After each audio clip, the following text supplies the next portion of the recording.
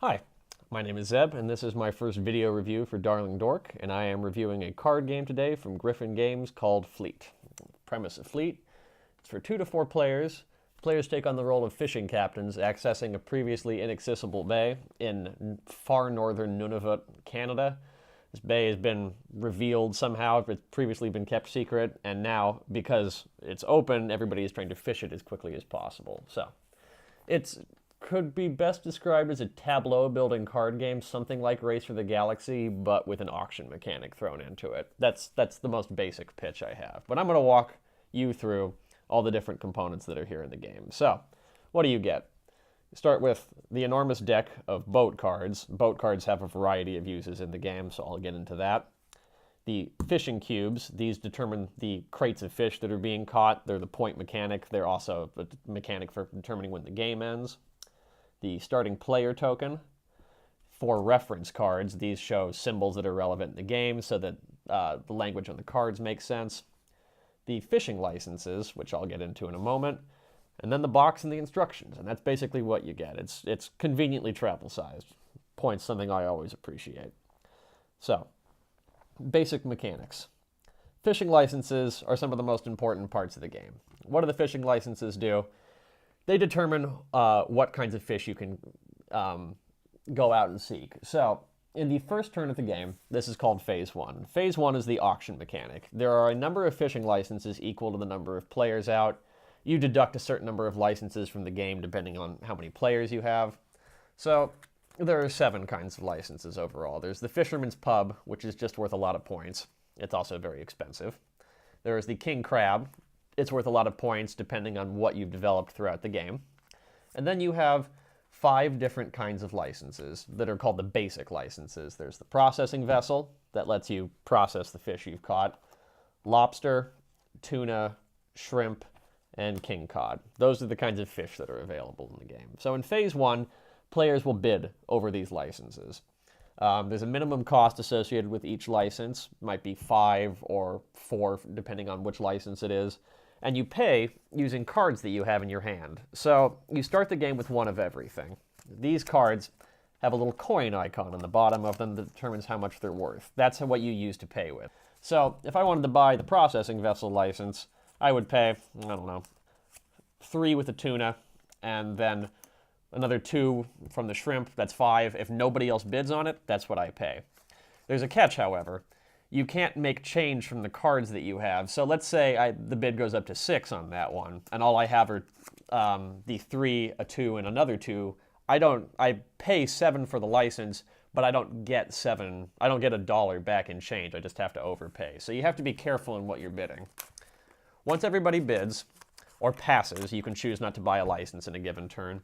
It refreshes and it goes back up to the number of players. So if there are 3 people playing, there will be 3 licenses available at the end of the auction.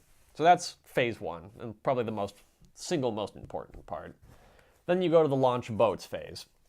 When you launch boats, you pay a cost printed in the top left corner of the card, and you pay that again using the little coins that are on the bottom of the card. So the Processing Vessel, it costs 2, and you have to pay 2 for it. So, I don't know, lobster, I use lobster to pay for it. The Processing Vessel is now out in front of me, like so. Then you hire a captain. You can't do anything with a ship until you have a captain on it, because we haven't invented robot ships that catch fish for us automatically yet. You do that simply by taking a card in your hand, putting it face down, boom, it's captained, you're done. Relatively painless and simple to get through. Then you go fishing. Fishing is Phase 3. It's very simple. For every boat you have that has a corresponding license, you catch 1 fish per. So if I have 2 shrimp boats and a shrimp license, they each get 1 little cube that goes on the boat. Boats can hold up to a capacity of 4 crates before they're considered to be full. After that, they can't take on any more fish. Each crate you have on the boat is worth a point. Now, if you would like, there's a 4th phase, the processing phase. So I mentioned that Processing Vessel. If I have another ship, let's say, I don't know, Lobster. Lobster has a little doodad on it, and I have the Processing Vessel license over here.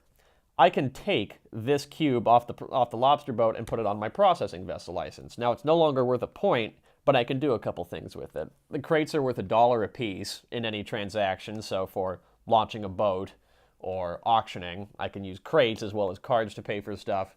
I can also discard the crate for cards once I have the processing vessel license.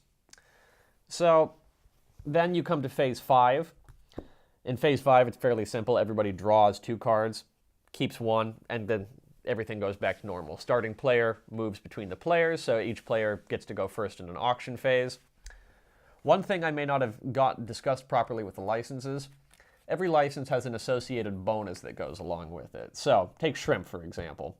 With shrimp, if you have 1 shrimp license, you get $1 off all subsequent transactions. So if it would normally cost you $2 to launch a boat, it now costs 1. That amount increases for every shrimp license you have. If you had all 4, you would have a $4 discount on everything. So certain transactions become very, very cheap at that point.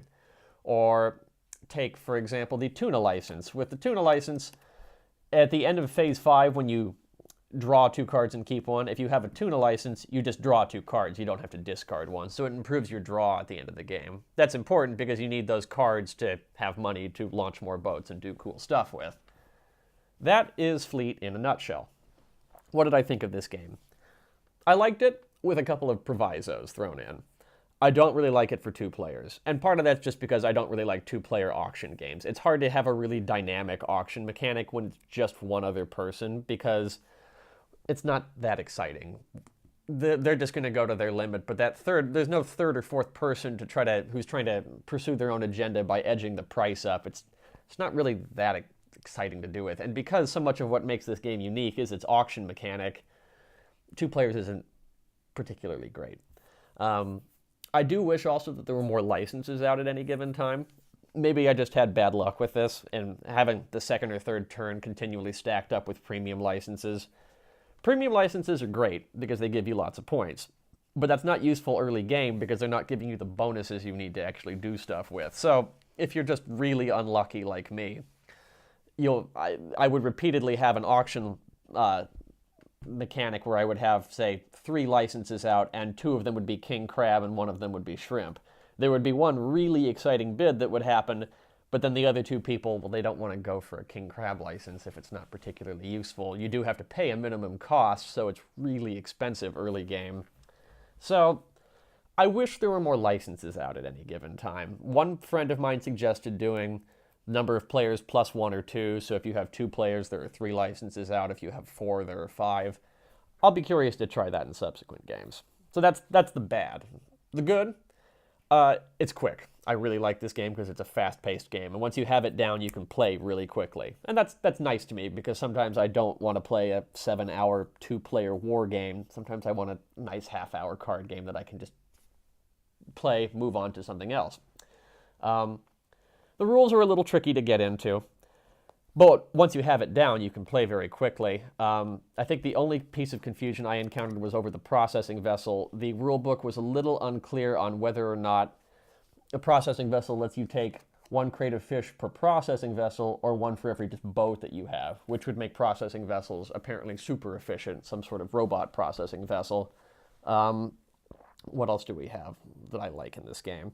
The license mechanics is really cool, actually. I like that each license gives you a bonus because it gives the gameplay a lot of variability. You can choose to just be a shrimp fisherman and catch nothing but shrimp all the time, which then everything is so cheap for you. Or you can choose to be a cod fisherman, and apparently launching boats is just so powerful because you're drawing cards constantly from it, and you just spam a fleet that, annihilates your enemies in fishing. I really like that in this game. Or you can choose to be a jack of all trades and just specialize. You could have one in everything and just kind of be good at everything a little bit, but not a specialist at anything.